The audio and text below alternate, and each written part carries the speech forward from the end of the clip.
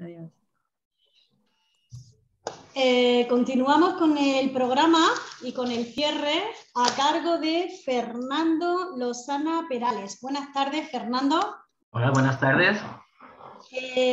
Fernando Losana es licenciado en Derecho por la Universidad de Murcia con más de 20 años de ejercicio de la abogacía.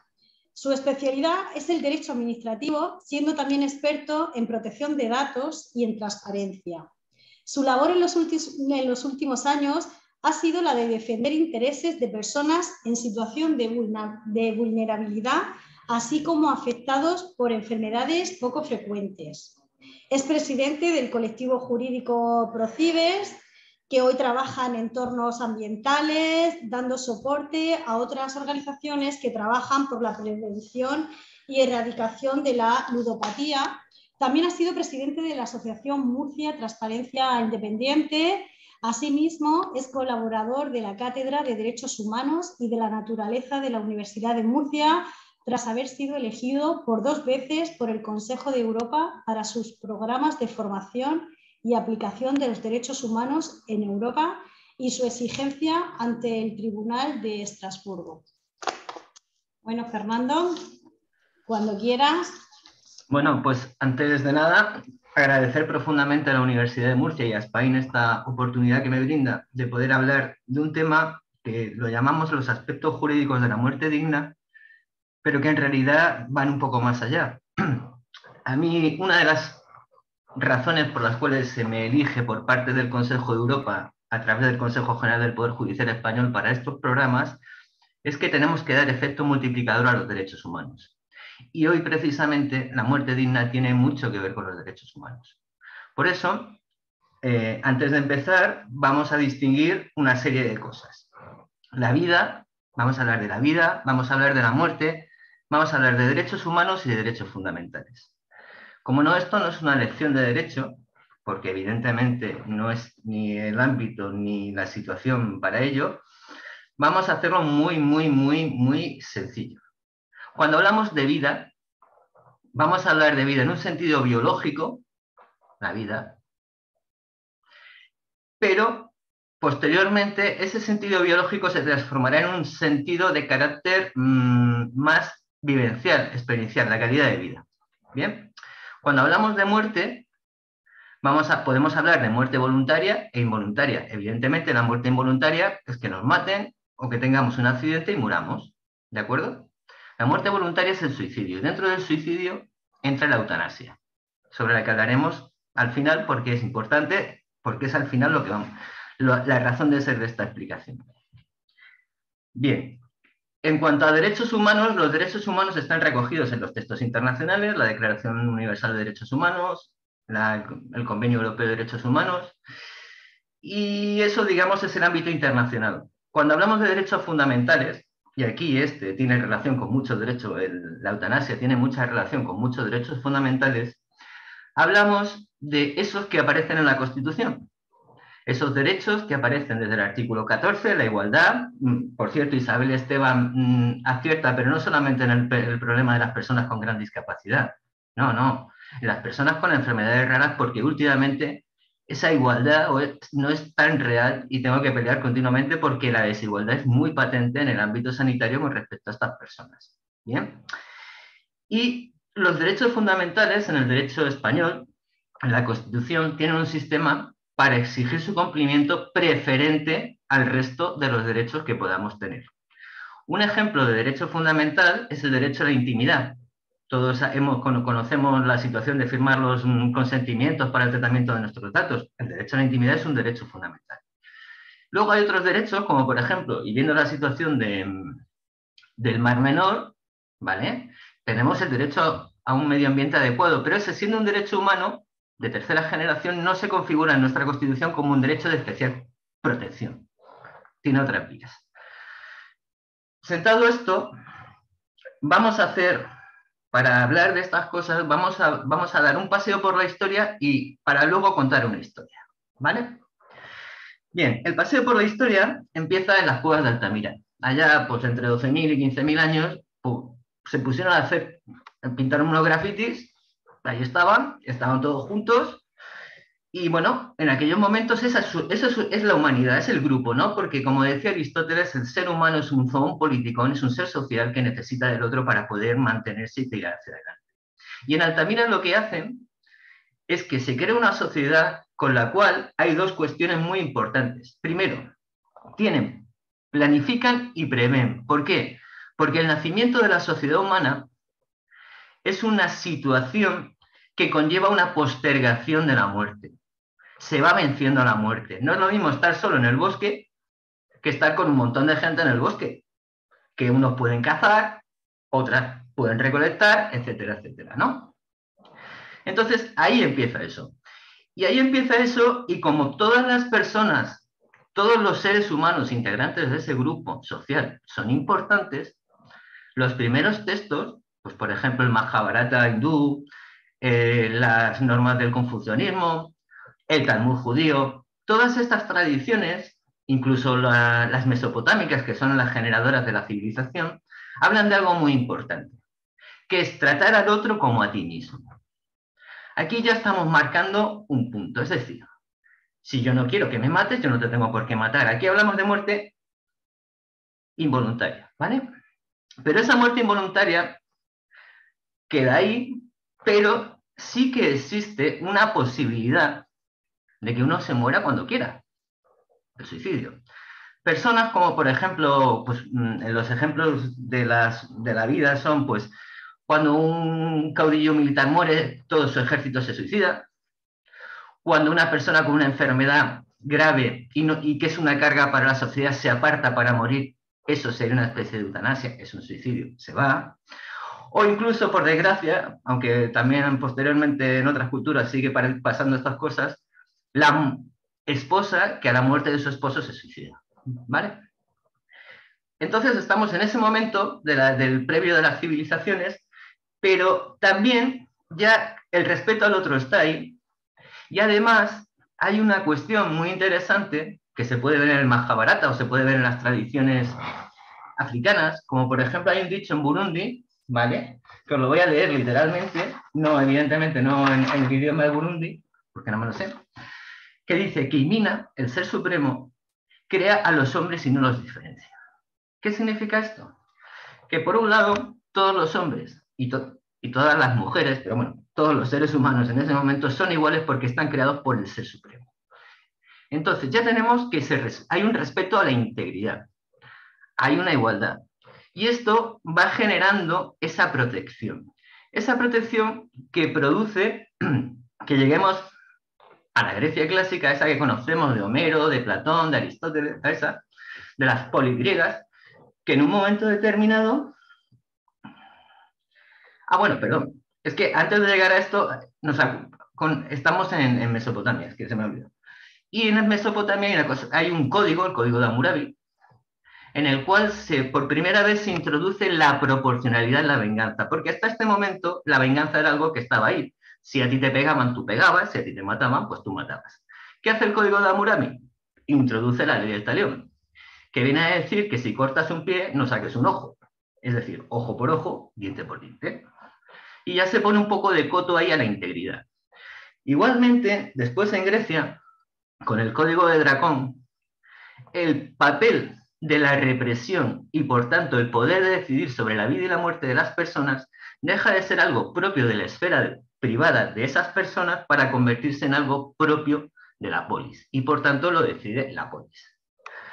Entonces, seguimos viendo que la protección de la vida cuando es un acto producido por un tercero, por otra persona, estamos protegidos y hay un castigo, pero el tema de la eutanasia, el tema del suicidio, no genera ningún tipo de conflicto, en ningún caso. De hecho, Platón habla por dos veces de esta situación. Una, en uno de los diálogos, cuando hace referencia a cuando Sócrates bebe la cicuta, cómo se toma con tranquilidad la situación, cómo acepta su destino y se bebe la cicuta, en un acto de suprema libertad para él.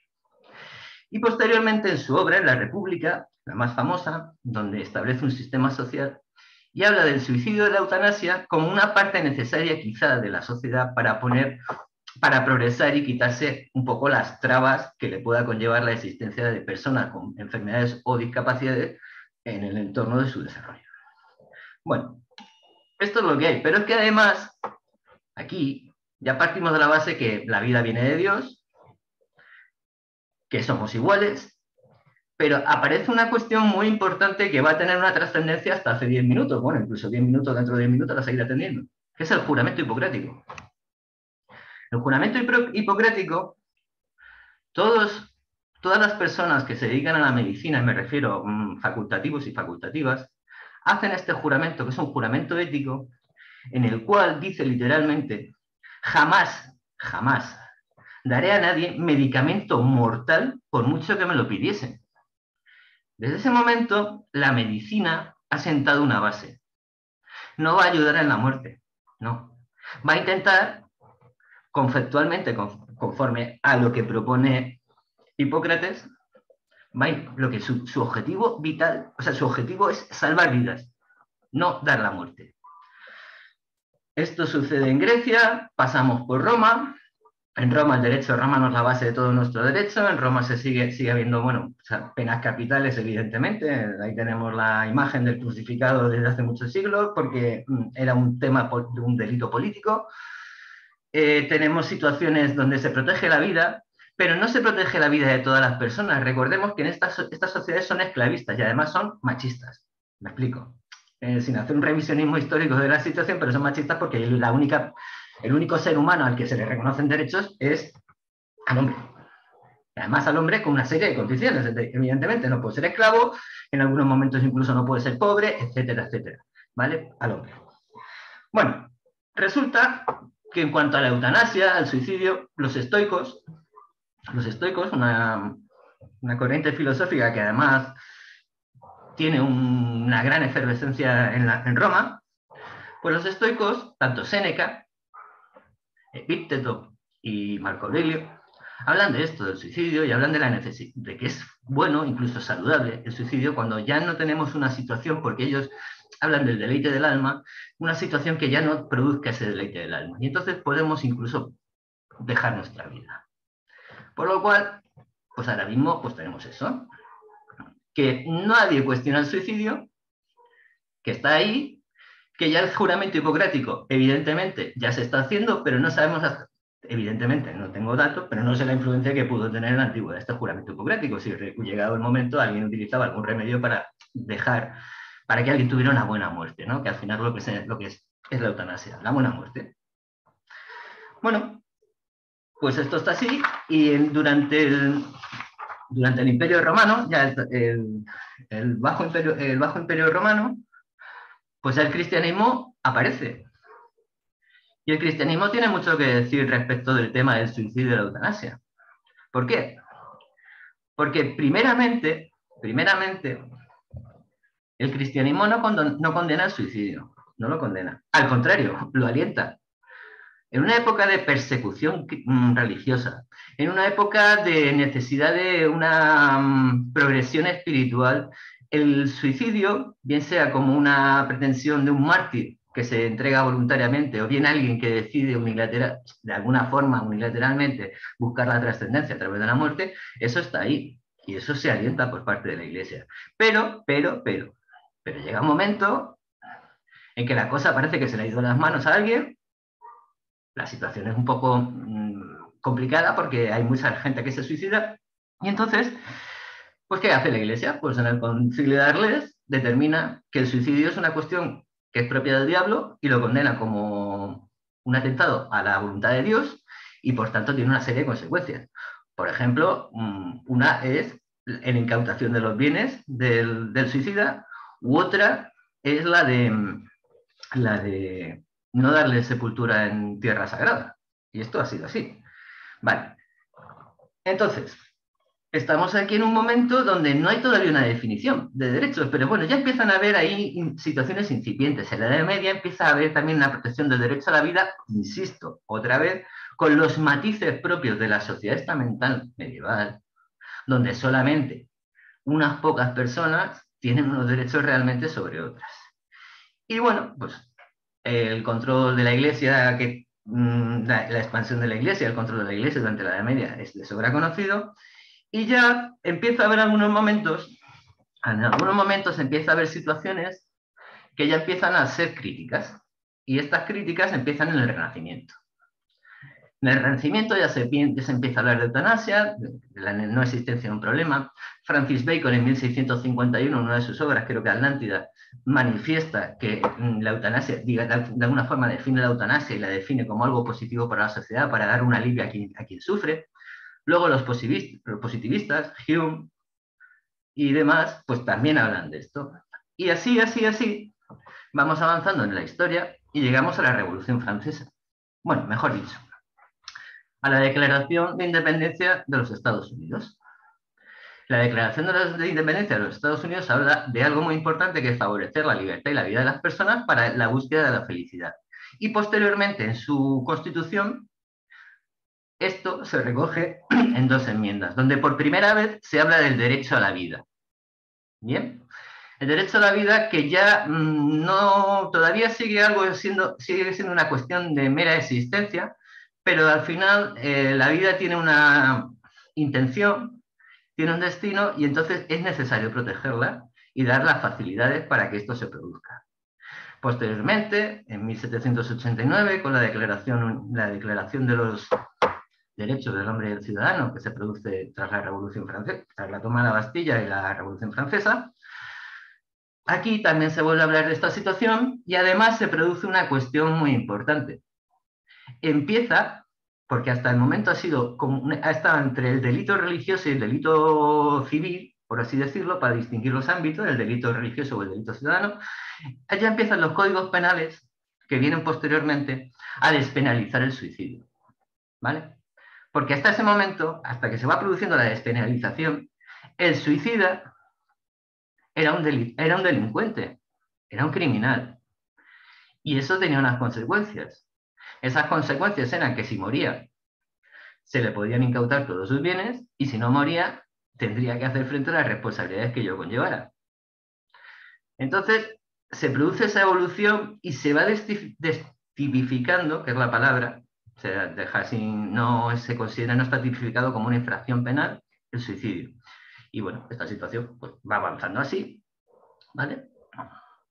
Y bueno, la cuestión es que en España hasta 1961 existía este delito. Pero bueno, en España existía este delito por las condiciones que vivíamos, desde la mezcla entre el poder político y el poder religioso bajo la dictadura de Franco, ¿no? Pero eso estaba ahí. Bien. Seguimos andando. Y en el siglo XX, sí, finales del XIX, principios del XX, empieza a haber un movimiento que empieza a hablar de la superioridad de las razas, en concreto de la raza blanca. Esto no solamente se produce en Alemania, esto también se produce en Inglaterra y en Estados Unidos. Es un poco la teoría del White Anglican Saxon People, ¿no? Pues aquí el preeminente realmente es el blanco, la raza blanca, etc. Y se busca la perfección. Esto, que no, bueno, porque está ahí, al final, un poco después, lleva a un señor que por desgracia conocemos todas, que se llama Hitler, a tomar una serie de decisiones, y entre esa serie de decisiones, una de ellas es la de, creo recordar, dentro de las leyes de Nuremberg, la de eliminar a las personas desadaptadas. Cuando dice eliminar a personas desadaptadas, habla de la eliminación de personas con discapacidad intelectual o física, habla de personas enfermas y, bueno, posteriormente, dentro de las mismas leyes de Nuremberg, se arremete también con el tema de la raza. Y el resultado, pues ya lo conocemos, un holocausto donde murieron muchísimas millones de personas, todo por los conceptos estos de superioridad, o sea, el hombre sano y blanco. Claro, ¿qué pasa? Que la Segunda Guerra Mundial, desde este punto de vista, hace que los pueblos, de alguna manera, necesiten buscar una regulación para esto. O sea, no solamente para la barbarie nazi, sino para lo que sucedió, o sea, la guerra y todos los conflictos. Entonces se crea la Organización de Naciones Unidas, en 1945.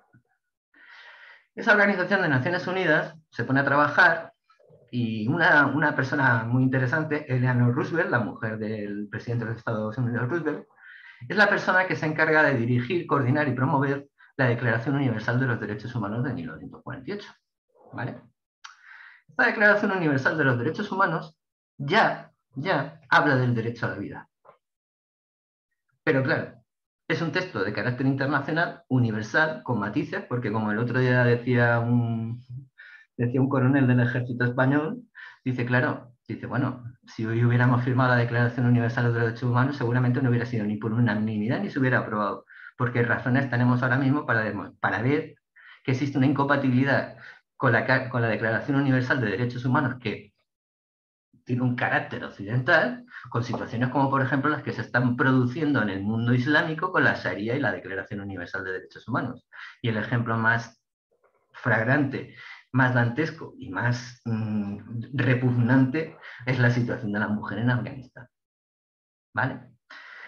Entonces, se crea la declaración y en Europa, el Consejo de Europa, que también nace como algo así destinado a promover la paz y la solidaridad entre los pueblos de Europa para evitar las guerras y demás, entre otras cosas, bueno, pues lo que hace es que se crea el Convenio Europeo de Derechos Humanos.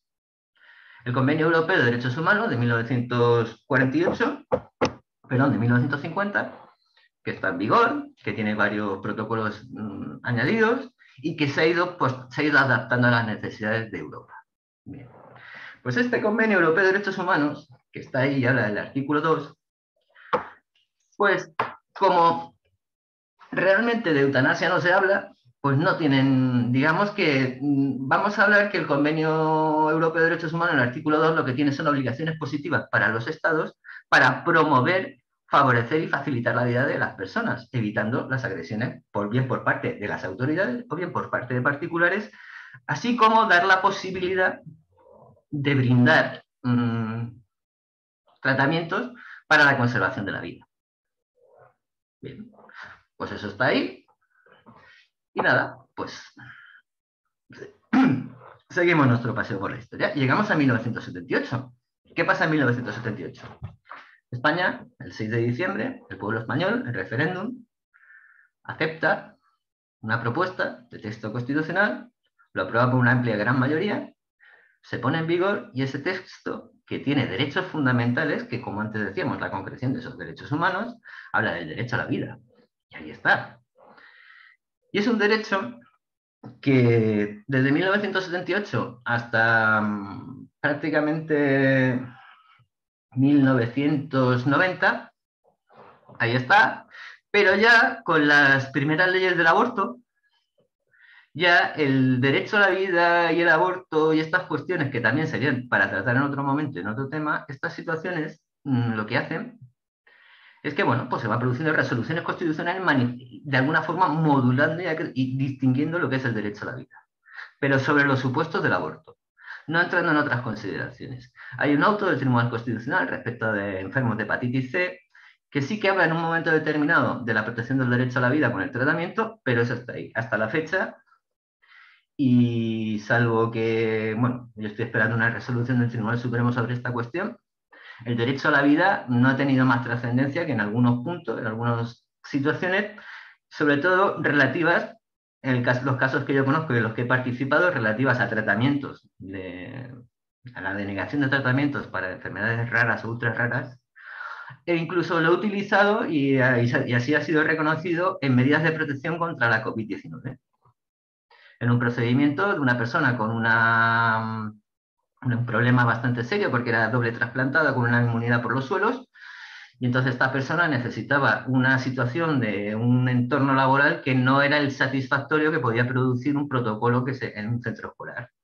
Y hasta que no se tomaron medidas y hasta que esta persona no fue vacunada, para proteger su derecho a la vida, se decidió que no se incorporara a su puesto de trabajo hasta que eso estuviera resuelto. ¿Vale? Y ese es el derecho a la vida, ahí se emplea. Bueno, pues estamos en 1978, hemos hablado del derecho a la vida, hemos pasado en 1985, pasamos los años 90, los Juegos Olímpicos, las Olimpiadas, hemos entrado en la Unión Europea, vamos, que llevamos un país que va con viento en popa a la modernidad.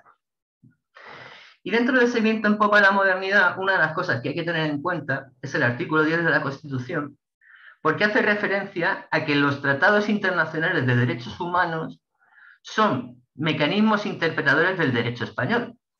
No sé si habéis visto el problema que hay en Polonia. En Polonia están ahora negando la mayoría y diciendo que no, que el derecho polaco prevalece sobre el derecho de la Unión. Pues no, es al revés, el derecho de la Unión prevalece sobre el polaco, y en el caso de los derechos humanos, incluso en algunos momentos podría prevalecer sobre los derechos fundamentales de la Constitución cuando estos fueran insuficientes para dar una respuesta adecuada a las necesidades de las personas. Bien, pues con esta historia llegamos al año 2000. Y en el año 2000 se produce un gran avance en lo que es a medicina, bioética y derechos se refiere. Y es que España ha sido parte y ha firmado y entra en vigor el convenio de Oviedo, que es un convenio destinado a promover, digamos, una cuestión como muy, muy importante, que es la autonomía del paciente. El papel decisorio en un proceso clínico asistencial, con este convenio, lo que propone, lo que sugiere, no lo que propone, lo que dice es que la persona, el ser humano, el paciente, pasa a ser la persona, el centro de la relación clínica, en detrimento de lo que se conoce como paternalismo médico, que es que el médico, la médica, decide cuál es el tratamiento a aplicar o cuáles son las mejores circunstancias sin tener en consideración las necesidades deseos o aspiraciones que pueda tener un paciente. Con lo cual este convenio es muy interesante porque pasa el poder decisorio y se lo da a la ciudadanía. Ese poder decisorio que se le da a la ciudadanía tiene su plasmación en la ley de autonomía del paciente, donde empiezan a aparecer cosas como las últimas voluntades, el testamento o testamento vital, etcétera, que es muy importante. Y, a su vez, también da lugar a los cuidados paliativos. Bien. El testamento vital es muy importante, de hecho, en uno de mis trabajos hace muchos años participé con el Servicio Murciano de Salud, con la Dirección General de Atención al Usuario, participé en la implantación de estos sistemas de consentimiento informado, autonomía de la voluntad, etc. Y es muy importante porque eso, o sea, si nos va a permitir aceptar o rechazar tratamientos. Entonces ya puedo decidir sobre mi vida. Ya me dan pie a poder decidir sobre mi vida. Supongamos un ejemplo. Una persona con un melanoma, estadio 4, cuya única posibilidad incierta, por otro lado, porque estamos hablando de un medicamento experimental, es someterse a un tratamiento que le va a suponer un menoscabo en su calidad de vida hasta el punto que no le puede tocar ni la luz del sol. O sea, tiene que vivir durante un año permanentemente encerrada sin recibir ningún tipo de luz para ver si ese tratamiento es eficaz para frenar ese cáncer. Claro, evidentemente, en un estadio 4 de un melanoma, no. La persona rechazó el tratamiento. ¿Vale? ¿Por qué? Porque dentro de su autonomía de la voluntad valoró si realmente le merecía la pena acceder a ese tratamiento en esas condiciones. Aunque luego la situación del avance de la enfermedad tuviera otras consecuencias. Pero lo valoró en ese sentido. Porque supongamos, por ejemplo, que esa persona, una de las cosas que le venían muy bien era salir al parque a pasear, aunque fuera a su ritmo, a su velocidad y a sus circunstancias. Pero el estar al aire libre le venía bien. ¿Qué hubiera supuesto el enclaustramiento? Hubiera supuesto una aceleración, por supuesto, del proceso de muerte. Entonces, tenemos la autonomía de la voluntad y tenemos las voluntades clínicas, testamento clínico, como lo queramos llamar. Que es muy importante también porque ahí nos permite, si estamos en una situación de inconsciencia, o sea, no somos conscientes, no somos capaces de tomar decisiones, nos permite haber dejado con carácter previo una serie de indicaciones a los equipos sanitarios tratantes para que hagan o no hagan con la persona que otorga ese documento una serie de cosas. Esa serie de cosas, por ejemplo, puede ser que se produzca una desconexión del respirador, puede suponer, por ejemplo, una situación de negación de un tratamiento por cualquier circunstancia que esté escrito. Y dada la actualidad, o por ejemplo, donar el cuerpo a la ciencia. Ahí se puede. En esa declaración se puede donar el cuerpo a la ciencia. Pues todo esto, que son avances en derechos humanos, suponen que vayamos creando un clima donde la autonomía del paciente, amparada en una serie de derechos humanos, va tomándose en consideración. Hasta el punto que en Europa, también en América, pero en Europa empieza a haber movimientos no solamente a nivel académico y no solamente a nivel social, sino a nivel legislativo, donde se va produciendo paulatinamente la aceptación de la eutanasia como un mecanismo más dentro del sistema sanitario para dar satisfacción a la autonomía del paciente. Tenemos ejemplos como el belga, tenemos ejemplos como el holandés, tenemos ejemplos como el suizo.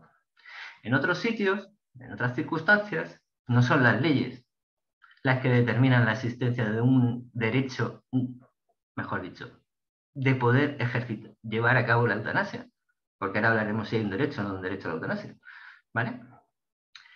Lo hacen, por ejemplo, además hay una cosa, a mí me fascina y me sorprende mucho, el Tribunal Constitucional colombiano, que tiene unas sentencias sobre cuestiones relativas a bioética y a situaciones de enfermedad y a situaciones al final de la muerte muy interesantes, o el Tribunal Supremo de Canadá. Entonces ya se va perfilando esta situación. En Europa ya empieza a haber eutanasia. Bueno, bien. ¿Qué pasa en España? Pues en España pasan varias cosas. En España pasan cosas como, por ejemplo, que hay una gran mayoría social, hay encuestas que hablaban que el 80%, creo recordar, de las personas encuestadas eran favorables a la eutanasia. Dentro del colectivo médico también se hacen encuestas y se va percibiendo que hay mucha predisposición por parte de facultativas y facultativos a que se pueda legalizar la eutanasia. Y la sociedad lo manifiesta, no sé si recordarán, lo manifiesta a través de una petición en change.org que llegó al 1.000.000 de firmas y fue presentado en el Congreso de los Diputados para pedirle al Poder Legislativo español que tomara una decisión sobre esta situación. Como los vaivenes políticos de la situación española son bastante conocidos, que si tenemos cámaras, si se disuelven, si hay nuevas elecciones, etcétera, etcétera, resulta que, bueno, que hasta prácticamente esta legislatura no se toma en consideración esta situación. Entonces, en esta legislatura, a la vista de la situación, del clamor social que hay, de las situaciones que se están viviendo porque hay que dar una respuesta a determinadas cuestiones, pues se empiezan los trabajos parlamentarios, o sea, hay un proyecto de ley orgánica de regulación de la eutanasia, y esto pues va al Congreso, al Senado y al Congreso, como todas las leyes, siguiendo el proceso legislativo. Y en el Congreso de los Diputados, que es quien al final al final es la última fase del procedimiento legislativo, por tanto, quien crea la norma, pues en esa votación, salvo los partidos netamente conservadores, el resto de partidos votaron a favor. Creo recordar que hubo 2 abstenciones. Con lo cual, un amplio espectro político de la sociedad española dio un paso adelante para dar la posibilidad de que la eutanasia fuera una realidad en España. Bueno, se aprobó la ley e inmediatamente, ya sin apenas prácticamente aplicación, porque en la región de Murcia hay un caso y está creo que a punto de resolverse un segundo caso, esta situación hace que tanto el Partido Popular como Vox presenten un recurso de inconstitucionalidad contra la ley. Bueno, están en su derecho, son partidos políticos, entienden la política así, aunque ya es verdad que hoy venía otra sentencia donde le recuerda a los partidos políticos que los tribunales no son los sitios para dirimir diferencias políticas y que en todo caso cuando haya un cambio de poder haya un cambio de legislación. Pero no es el caso, no es una cuestión de hablar ni de política ni de derecho político. Bien, total, que llega la ley de ordenación, la ley orgánica de regulación de la eutanasia. ¿Por qué es una ley orgánica?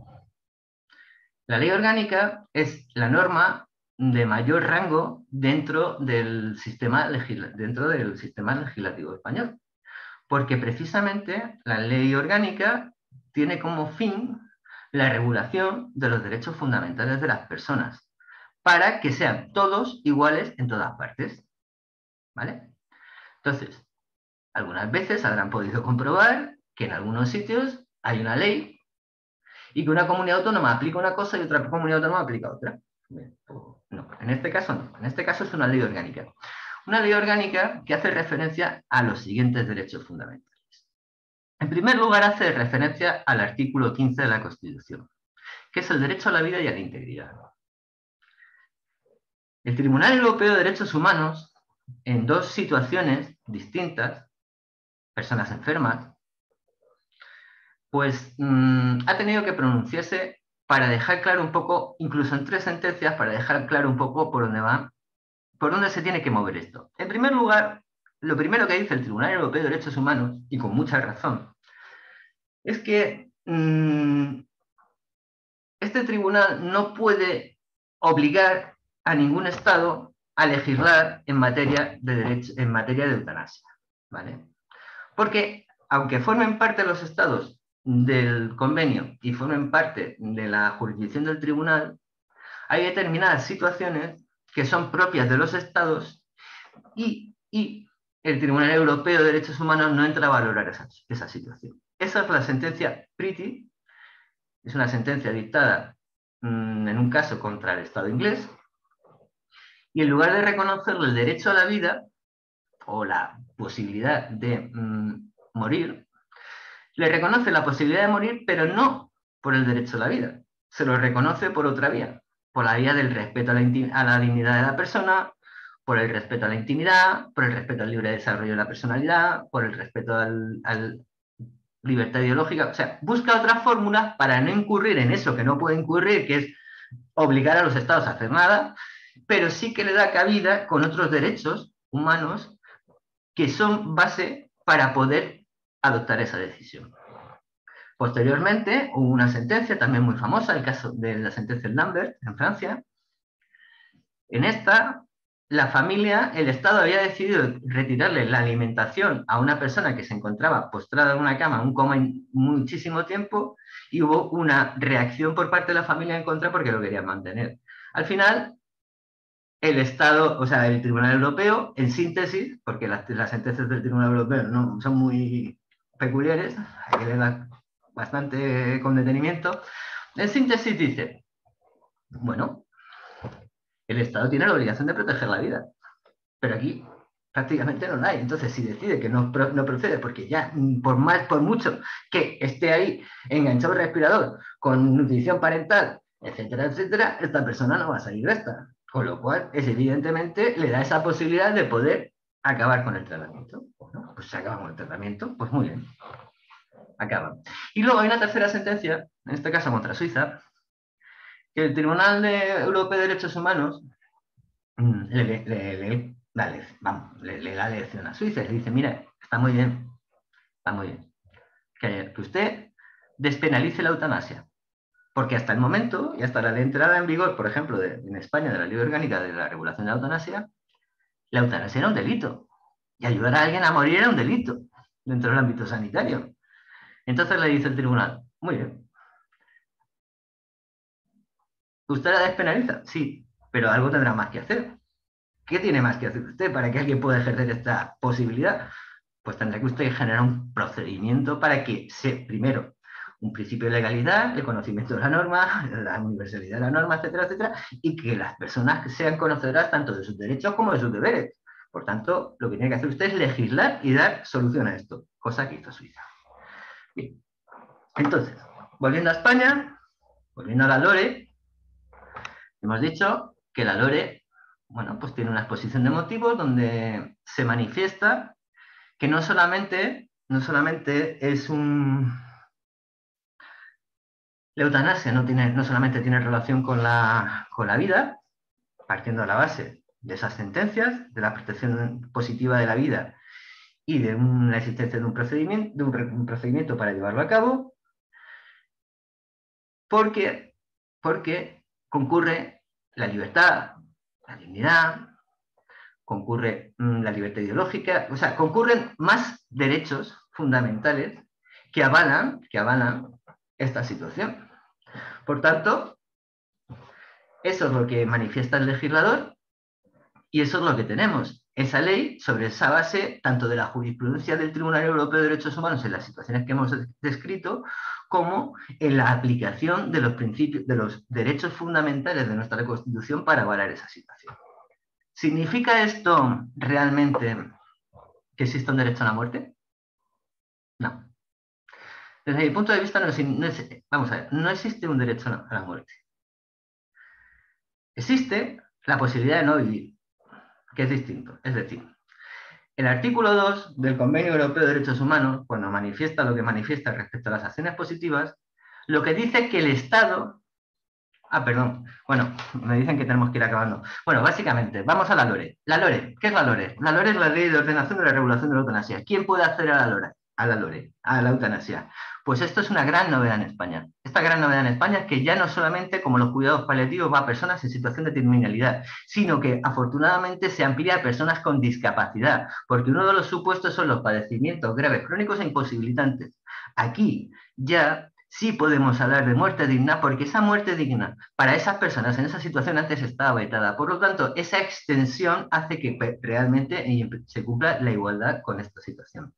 Asimismo, la propia LORE, hablando de estas situaciones, manifiesta, indica que se tomará por parte de las autoridades todas las medidas necesarias para garantizar la accesibilidad universal para el ejercicio de la eutanasia, que es la prestación, se llama prestación para la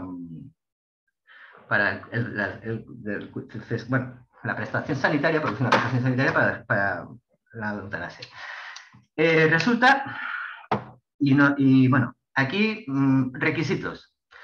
Enfermedad grave o padecimiento imposibilitante, etcétera, etcétera, lo tenemos claro. Hay que ser español y mayor de edad. Hay que ser español porque esto lo que pretende la nacionalidad, así como poder tener 12 meses de residencia legal en España, lo que pretende es evitar el turismo eutanásico y que esto sea barra libre de eutanasia. Primera medida regulatoria. Segunda medida regulatoria. La autonomía del paciente y el consentimiento. Al paciente hay que informarlo exactamente de todo lo que pasa y que pueda decidir con libertad, sin coacciones y de ningún tipo. Muy importante, antes hablar de la relación electrónica con la administración, pero aquí se exige la firma. Y cuando no pueda ser posible que el paciente o la paciente pueda firmar su solicitud, esa solicitud se puede grabar en vídeo porque habla de otros medios que acrediten la voluntad de la persona solicitante. Esta prestación es una prestación de carácter básico del Sistema Nacional de Salud, por lo tanto se puede aplicar tanto en un centro hospitalario como en un domicilio. Los centros hospitalarios pueden ser públicos, privados o concertados. Si nos encontramos dentro del ámbito hospitalario, el médico responsable del tratamiento de esa persona será el médico del servicio correspondiente o la médica del correspondiente del hospital, y en el caso de un domicilio, pues será la médica o el médico de atención primaria. Vale, esto se hace de la siguiente forma. El caso de la historia que les iba a hablar. Fernando es una persona que tiene ELA. Y Fernando está en situación de terminalidad técnicamente, conforme a la normativa. Es un enfermo terminal. Pero es un enfermo terminal que no tiene vistas de que se vaya a morir. Entonces, Fernando, como enfermo terminal, recibe cuidados paliativos. Cuidados paliativos que son muy interesantes porque trabajan muchas situaciones, pero Fernando no está satisfecho con los cuidados paliativos. Y Fernando, que es un señor de Madrid, que viene en la prensa, en el diario.es, y explica su historia, Fernando lo que quiere es la eutanasia, porque él lo que no quiere es sentir la necesidad, o sea, no quiere verse morir por ella. Fernando, siguiendo las directrices de la ley de la eutanasia, Fernando se lo comunica a su médica paliativista. Su médica paliativista, que es objetora, porque los médicos y las médicas tienen derecho a la objeción de conciencia, y en Murcia, en la región de Murcia, hay 39 personas que han decidido crearse objetores de conciencia con este tema, y me parece estupendo, es objetora y le dice, mira, Fernando, la cosa es que yo no estoy de acuerdo con esto, entonces yo te puedo proponer una solución. No te voy a aceptar tu solicitud, pero te voy a decir, mira, puedes morir de dos formas si te apetece, y así lo dejamos zanjado. Podemos retirarte el respirador o que dejes de comer. Claro, Fernando se plantea la situación de una disnea, una agonía en disnea, o morir de hambre, y dice, no, perdone, no, yo lo que quiero es otra cosa, yo quiero la eutanasia. Entonces, ¿qué hace Fernando? Pues Fernando lo que tendrá que hacer, porque no está previsto en la norma, eso tendrá posteriormente por el Consejo Interterritorial del Sistema Sanitario, Fernando tendrá que buscar la fórmula de encontrar otra persona, médico o médica, que le recoja su solicitud. Bien, Fernando presenta esa solicitud que ha firmado o ha grabado, por lo digo por el vídeo, la posibilidad de incapacidad, una posible incapacidad para firmar, ha grabado ese vídeo delante de un médico o una médica y eso se le dará traslado a su nuevo médico tratante, responsable. Ese médico responsable iniciará, estos son plazos, son historias, esto tiene su qué. Pero ya por el tiempo no se puede explicar porque es un poco complicado por lo de los tiempos, o sea, de los plazos. Entonces, Fernando tiene que presentar una solicitud a esa persona le tiene que dar un periodo de tiempo donde se empieza una especie de reflexión, debate sobre si estás de acuerdo, oye, yo te informo, puedes acudir a cuidados paliativos, no, mira, ya estoy en cuidados paliativos, no es lo que quiero, ¿vale? Yo quiero seguir con esto. Bueno, pues Fernando sigue con esto y bien, pues nada, lo que hace es que tiene que volver a presentar una segunda solicitud. Esa segunda solicitud vuelve a someterse a deliberación para que Fernando no tome una decisión que no proceda. Entonces, esa decisión, ¿vale? Pues se vuelve por si hay dudas o se le da más información para que Fernando decida. ¿Qué decide Fernando? Seguir adelante. Recordemos que Fernando puede seguir adelante o dejar de... En cualquier momento puede decir que no, porque es la autonomía del paciente y es quien manda. O sea, puede decir que sí, pero luego se puede encontrar una situación y decir que no, ¿vale? Bien. Tras esta solicitud se pone en conocimiento y especialmente en la enfermería del equipo sanitario esta situación porque hay que empezar a tomar decisiones. ¿Vale? Esta solicitud se manda a un médico consultor. Este médico consultor vuelve a revisar toda la situación y realiza un informe sobre el cumplimiento de requisitos. Todos estos informes se tienen que notificar a Fernando porque si son denegatorios, Fernando tiene derecho a recurrir, que eso sería otra cuestión. Vale, si el informe es favorable, esto es una comisión de garantía, esa comisión de garantía, volvemos a lo de antes para evitar todo el tema de que esto sea un desmadre, ¿vale? Porque esto se garantiza bastante, lo que pide es un informe a un médico y a un jurista de los que forman esa comisión. Si es desfavorable, hay una reclamación y si es favorable, pues se produce la asistencia para la muerte, el equipo sanitario que lo puede hacer al domicilio y si Fernando está consciente puede ser que se lo hagan ellos o pedir que le den un medicamento para hacerlo. Esto es el auxilio ejecutivo al suicidio, ¿vale?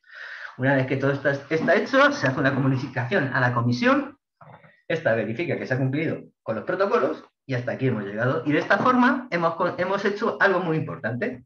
Hemos tenido en cuenta la opinión de Fernando, su voluntad, hemos recabado su consentimiento y él ha ejercido, mejor dicho, ha ejercitado sus derechos fundamentales que vienen recogidos en la Constitución para morir de una forma digna y buena. Gracias. Si hay alguna pregunta, queda a su disposición. Muchísimas gracias, Fernando, por tu colaboración. No sé si tendrá alguna pregunta. Lo lanzamos por aquí, por el chat, y por el chat no comentaron. ¿Alguna pregunta para Fernando antes de finalizar? En el caso de que no pueda prestar su consentimiento, ¿deciden su padre o algo así? Bueno, vamos a ver. En el caso de que uno no pueda prestar su consentimiento hay dos situaciones, ¿vale? Por eso hablaba antes de las últimas voluntades, que es muy importante. Puede haber un representante, esa persona puede decidir. Y también el médico, dado una serie de circunstancias, también podría decidir por el paciente. Si ve que dentro de lo que cabe no está demasiado incapacitado para tomar decisiones, puede suplir algunos requisitos y hacerlo el médico. Si tenemos representante con última voluntad o testamento clínico, lo puede hacer esa persona. Si no, puede ser un médico. Y muy importante, lo de mayoría de edad, porque los menores no tienen posibilidad de ejercitar esta asistencia a la muerte digna, ¿eh? Por la protección que se le brinda por parte del Estado y las instituciones internacionales. Se llama interés superior del menor, que sería discutible también en algunos casos, pero bueno, ahí está. ¿Alguna más? Parece que no, Fernando, ¿verdad? Bueno, pues cierro. Pues muchísimas gracias por tu intervención. Nada, gracias a vosotras y espero que os sirva y, por supuesto, si alguien tiene mayor interés en hablar de esto, le podéis pasar mi correo electrónico, que se ponga en contacto conmigo y seguimos debatiendo este tema. ¿Vale? Perfecto, así lo haremos. Venga, gracias. Gracias. Hasta luego. Bueno, ahora sí, finalizamos ya el ciclo de ponencias de esta 18ª edición. Esperamos que os hayan resultado de interés, tanto a nivel personal como a nivel profesional. Y bueno, el día de mañana esperemos que os sirva para enfrentaros a todos los retos que os vais a encontrar en el desarrollo de vuestra profesión relacionado con el ámbito de las personas con discapacidad. Concluimos la edición dando las gracias, por supuesto, a la Universidad de Murcia, al Servicio de Atención a la Diversidad y al Voluntariado, porque gracias a la universidad pues, podemos hacer año tras año estas jornadas formativas que complementan vuestros estudios y bueno, es una ventana para conocer las necesidades y las problemáticas de las personas con discapacidad. Bueno, aprovecho para informaros que podréis solicitar un certificado de asistencia a estas jornadas online a partir de la semana que viene, dejarnos un par de días que nosotros le podamos pasar a la universidad el listado de todas las personas que os habéis conectado en las 3 sesiones y a través de la página voluntariado.um.es podréis acceder para poder sacar de forma online el certificado de asistencia. Y esta mañana he contactado con la universidad, con este servicio de atención a la diversidad y voluntariado, y me comentan que para el tema de los créditos CRAU, que deberéis solicitarlos también a través de este mismo enlace, pero a partir de enero del año que viene, ¿vale? A partir de enero podréis solicitar los créditos CRAU. Y nada, ya por último, cerramos el programa, pero las puertas de Aspain están abiertas para todos vosotros y tanto el equipo directivo como el equipo técnico que trabajamos aquí en Aspain y quedamos a vuestra... María Dolores, perdona que te interrumpa, es que hay una chica en el chat, Blanca Delgado, que quiere hacer una pregunta respecto a las prácticas. Ah, perdona. Pues sí, perfectamente. Blanca, ¿quieres quitarte, voy a ponerte la cámara y se lo haces tú directamente? Sí, Blanca, ¿quieres hacer una pregunta? Actívate el micrófono y la puedes plantear o escríbela en el chat, como prefieras. Bueno, ella ha puesto... Vale, perdona, que pone que cómo se hacen las horas prácticas. Sí. Vale, perdona, es que no lo estaba... No, es que le he dicho que si quería intervenir ella directamente... Ya la he hecho, vale. Pues mira, las prácticas os he pasado a través del correo electrónico un archivo donde os lo he explicado y básicamente es muy sencillo. Nosotros tenemos una campaña en Aspain Murcia que se llama Por aquí no puedo, por aquí no paso, donde intentamos dar visibilidad a las barreras arquitectónicas que encontramos en los espacios públicos. Entonces, lo que os pedíamos es que os sumarais a esta campaña de tal manera que hicierais una fotografía de alguna parte del espacio público, por ejemplo, una acera donde hay una farola y es evidente que por ahí no pasa una persona que tiene movilidad reducida, que se desplaza en silla de ruedas. Pues hacer una foto, podéis salir vosotros en la foto o no salir vosotros en la foto, lo que interesa es que hagáis fotos a los hechos, ¿no? Para darle visibilidad a todas esas situaciones que encuentran las personas con discapacidad en el día a día. Va sobre las barreras arquitectónicas que se encuentran en las ciudades y que impiden el paso y que se puedan desenvolver con autonomía. De ahí el lema, el eslogan de la campaña, por aquí no puedo, por aquí no paso. Simplemente haces la fotografía y la mandas al correo electrónico de trabajo social. Y entonces con la asistencia a las jornadas y con el envío de la foto o las fotos al correo electrónico, pues se obtienen los 12,5 horas.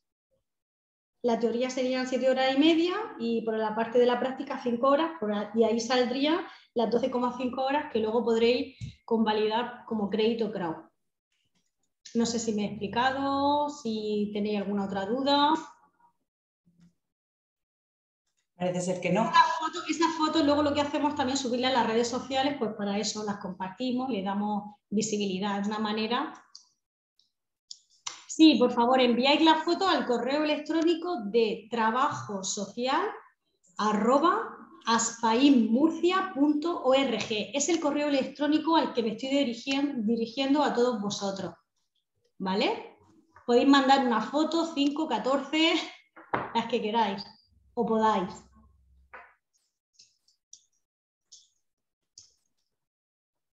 ¿Alguna otra pregunta?